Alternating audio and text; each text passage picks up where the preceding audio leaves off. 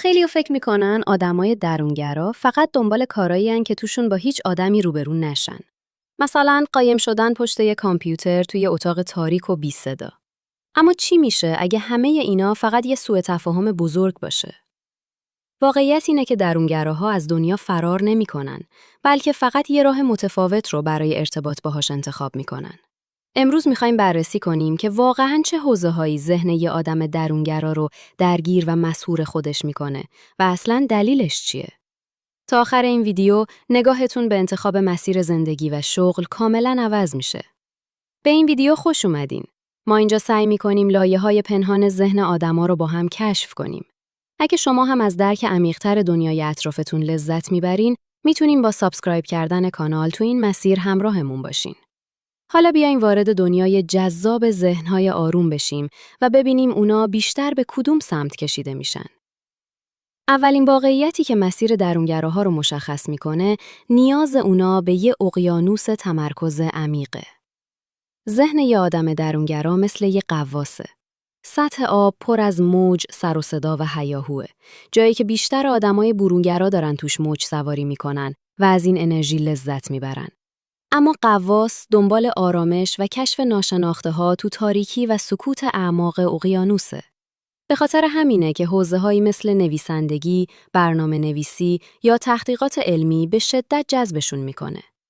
این شغل‌ها واسه فرار از جامعه نیستن، بلکه فضاهایی‌ان که بهشون اجازه میدن بدون اینکه رشته افکارشون پاره بشه، به عمیق‌ترین لایه‌های یه موضوع نفوذ کنن و یه چیز ارزشمند خلق کنن.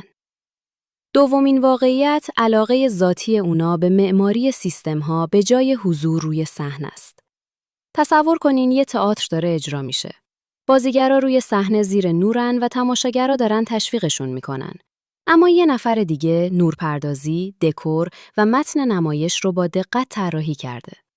درونگراها معمولاً همون معمارای پشت صحنه‌ن. اونا بیشتر سمت حوزه‌هایی مثل طراحی گرافیک، مهندسی، تولید محتوا یا استراتژی کشیده میشن. تو این فضاها مجبور نیستن هر لحظه خودشون رو به بقیه ثابت کنن یا با صدای بلند حرف بزنن. اونا ارزش خودشون رو از طریق کیفیت سیستم‌ها و کارایی که خلق میکنن به دنیا نشون میدن.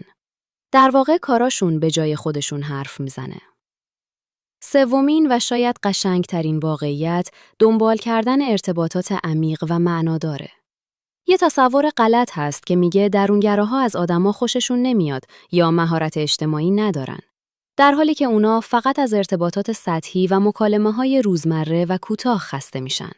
واسه همینه که خیلی هاشون رو تو حوزه‌هایی مثل روانشناسی، مشاوره، درمانگری یا هنر میبینیم. اونا شنونده‌های بی‌نظیرین. توی فضای آروم و دو نفره میتونن به اعماق روح یه آدم دیگه گوش بدن و درداشو درک کنن. اونا حوزه‌هایی رو انتخاب میکنن که توشون کیفیت یه ارتباط خیلی مهمتر از تعداد آدمایی باشه که تو طول روز میبینن. در نهایت متوجه میشیم که درونگراها شغلشون رو واسه قایم شدن انتخاب نمیکنن، بلکه حوزه‌هایی رو انتخاب میکنن که بهشون اجازه بده با عمیق‌ترین، معنادارترین و خالص‌ترین بخش‌های دنیا ارتباط برقرار کنن. این یه فرار نیست، بلکه یه انتخاب هوشمندانه واسه یه حفظ انرژی و خلق ارزش‌های واقعیه. شما چطور فکر میکنین؟ آیا حوزه کاری یا تحصیلیتون با این واقعیت‌ها همخونی داره؟ خوشحال میشیم نظرات عمیقتون رو تو بخش کامنت‌ها بخونیم. واسه درک بهتر این موضوعات و ادامه این سفر فکری، پیشنهاد میکنم روی ویدیویی که الان روی صفحه میبینین کلیک کنین.